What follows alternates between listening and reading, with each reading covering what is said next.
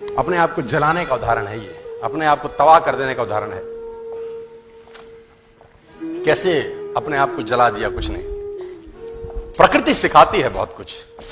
हमारी आंखों के सामने बहुत कुछ हो रहा है, हमारी आंखों के सामने बहुत कुछ घटित हो रहा है। हम अनभिज्ञ हैं, हमको समझ ही नहीं आ रहा कि प्रकृति रोज सिखा रही है कि जलना तो पड़ेगा। और देखो कहानी इसकी, ये बर्ड किंगडम का राजा है ईगल।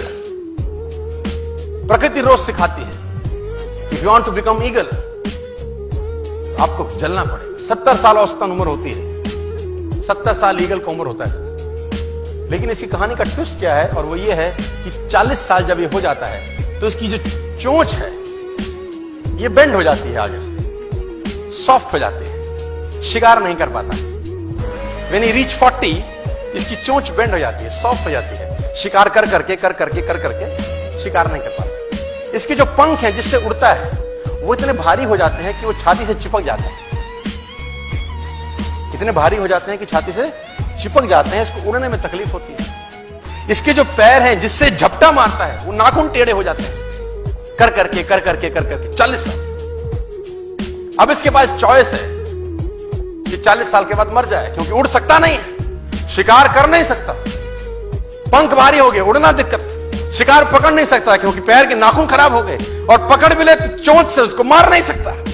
अब इसके पास चॉइस है 40 साल में क्या वो मर जाए। लेकिन मैं आपको बताना चाहूंगा, प्रकृति सिखाती है कि ईगल ऐसा नहीं करता। 40 साल की उम्र में ईगल अपने एरिया की सबसे ऊंची चोटी पर चला जाता है, और जो चोंच है उसको सामने वाले पत्थर पे मारना चालू करता है। जब चोंच पत्थर पे मारी जाती है तो पीड़ा होती होगी, और वो पीड़ा सहता है, मार मार के पत्थर पे मार मार के खून निकलता है, लहूलुहान हो जाता है, दर्द से मर रहा होता है, लेकिन मारता रहता है और चोंच को तोड़ देता है।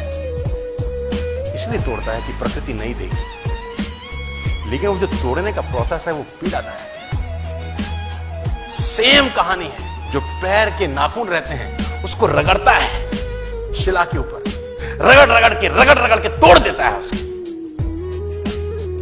कितना पेनफुल रहता होगा यार। लेकिन हर ईगल की जिंदगी में ऐसा दिन आता है 40 साल।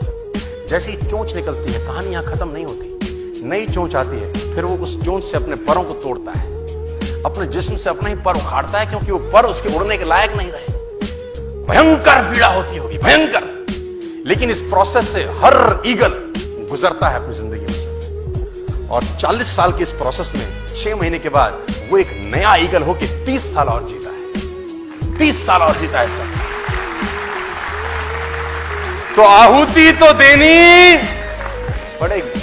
आज कल परसों चॉइस आपकी है।